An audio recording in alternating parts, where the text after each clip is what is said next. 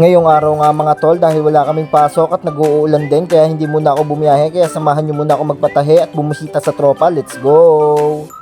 Lumabas na nga pala agad ako niyan at paglabas ko medyo lumakas pa yung ulan.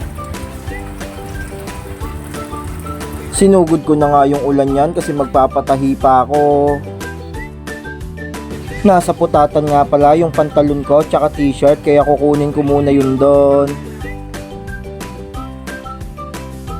Pagdating ko nga dito, kinuha ko na agad yung pantalon ko tsaka t-shirt.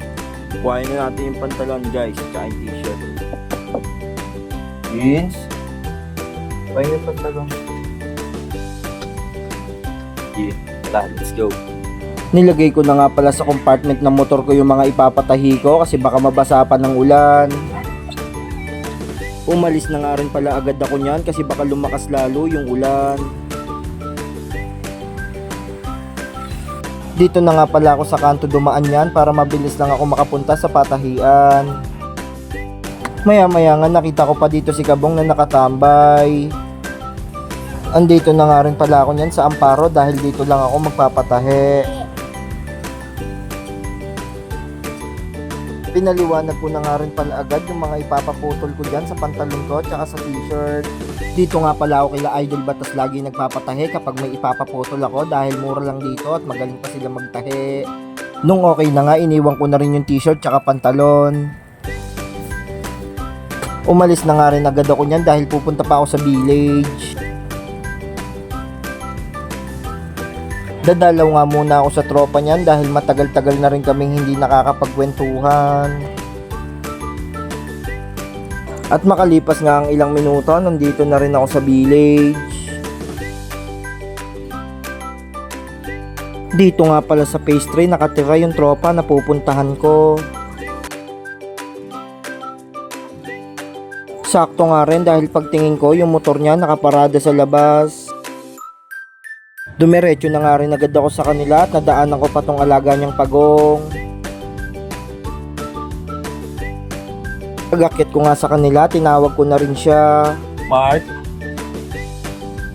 Pagtingin ko nga, nandito pala siya sa pinto nila. Yee! Beng beng! Beng beng! Na beng beng agad! What's up, Bossy? Kamusta ang buhay-buhay? Yeah! Ano, pre? Shoutout kay Mark. Sheesh! Mamang, pre, papagawa akong garahe, pre. Tara, tara. Dahil nga nagpapagawa ng garahe yung tropa, kaya nagpasama muna siya sa akin bumili ng pako. Tara, let's go. Nakatawa kami ng tao ni Bea dun sa susuntok nila. Lumabas na nga kami niyan at bibili pa kami sa hardware ng pako. Habang nagkukwentuhan na kami niyan, maya maya nandito na rin kami sa hardware. Nung nakabili na nga kami, dumaan muna kami sa tunasan para bumili ng pizza. Nakalibre pa ng merienda. Sa Rilis na nga pala kami dumaan yan para mabilis lang kaming makapunta sa tunasan. Kaya nga wala pang ilang minuto, nandito na rin agad kami sa tunasan. Bumili na nga rin agad kami at umalis na. Pagdating nga namin dito sa kanila, bumili na rin kami ng soft drinks para meron kaming panulak. Kaya may coke po kayo? Malaki. Isa. Ito lang. Magana? Pagkuha ko nga ng soft drinks niyan, umalis na rin agad kami. Pagdating nga namin dito, nakita ko na yung parking niyang pinapagawa. Nakita ko nga rin yung kotse ni Mark na napaka-pogi kaya nilapitan ko. Balang araw nga rin ako naman na magkakaroon ng ganto at siya naman ang isasakay ko. Nagmeryenda na nga rin kami niyan at nagkwentuhan. Ngayon ko nga lang din nakilala yan si kuya pero napakabait niya.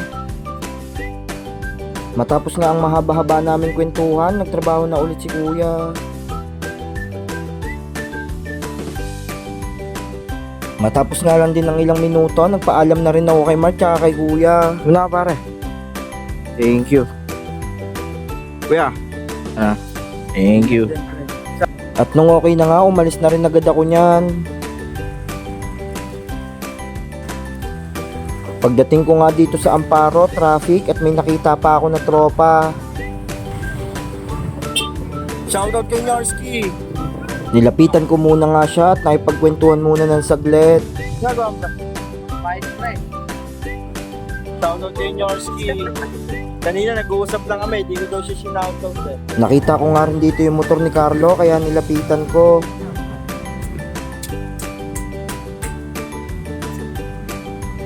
Nagpaalam na nga rin ako sa tropa niyan dahil uuwi na ako.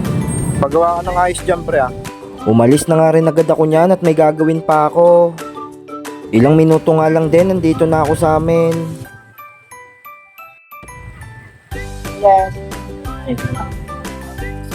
Hanggang dito na nga lang ulit at maraming salamat sa inyong mga suporta.